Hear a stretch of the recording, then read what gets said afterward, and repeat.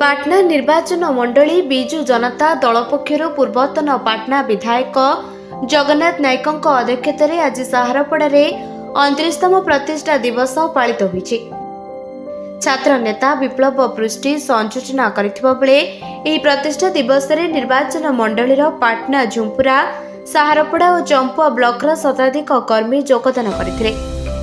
कार्यक्रम रे Patna block BJD सभापति माधवानंद पृष्टि, साहारपड़ा ब्लॉक बीजेडी सभापति दिलीप साहू, वरिष्ठ नेता सत्यव्रत नायक, पूर्वतन पाटना ब्लॉक अध्यक्ष सुकांती नायक, जिला परिषद रुनु महंत, बुधदेव महाकुड़, पूर्वतन साहारपड़ा ब्लॉक अध्यक्ष रंबावती देहुरी, वरिष्ठ बीजेडी नेता प्रशांत कुमार भंजदेव, कृष्णचंद्र महापात्र, किरण बालासिंह, अनिता कुसुमुड़िया, निरंजन त्रिपाठी, लक्ष्मीधर महंत, विजय खटुआ, महेंद्र साहू, सुशांत प्रधान, शत्रुघ्न सिंह, भिकारी रणा, एरेंडे सरपंच पार्वती देहुरी, समिति सभ्य भुवनेश्वर महंत, मोहन सुंदर महंत, विजय पैदा, समिति सभ्य वैदेही नायक, पूर्वतन सरपंच पार्वती हो, नमिता महंत, युवनेता भवानी शंकर महंत, उपेन्द्र महंत प्रमुख सामिल होइतिले।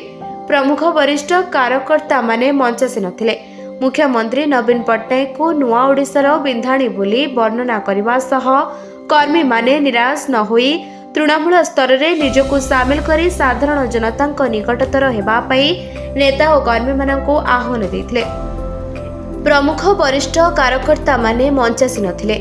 मुख्यमंत्री नवीन पट्टनायक को नुआ ओडिशार बिंधाणी बोली वर्णना करने सह कर्मी माने निराश न होई तृणमूल स्तर में निजको सामिल करी साधारण जनता निकटतर हेबा पई नेता और कर्मी मानक आह्वान देथिले।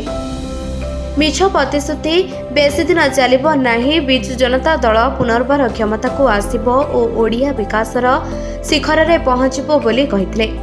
प्रतिष्ठा दिवस रे निर्वाचन मंडलीर समस्त पंचायतरू महिला, छात्र, युवा और बिजु जनता दलर शताधिक कर्मकर्ता जोग देथिले।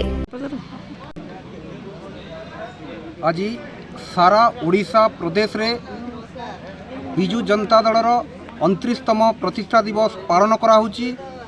प्रत्येक निर्वाचन मंडली रे कार्यक्रम होउछि।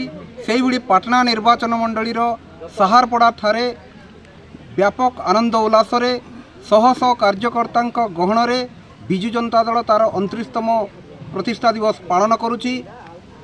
विगत दिन रे बिजु जनता दल लोकंकर साथी रे थिला। ओडिशार 4.5 कोटी जनता आदर्श रे अनुप्राणित रे दल आगू चलीला।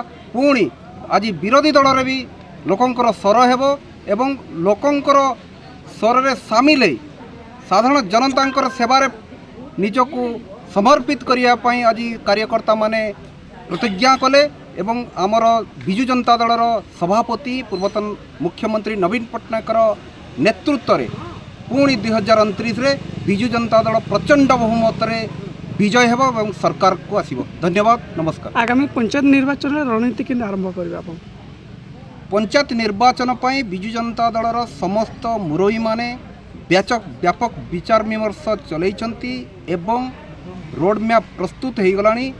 2027 बिजु जनता दल विगत दिन रे जेमिति एकतरफा विजय होता 2027 रे भी एकतरफा विजय हेबो।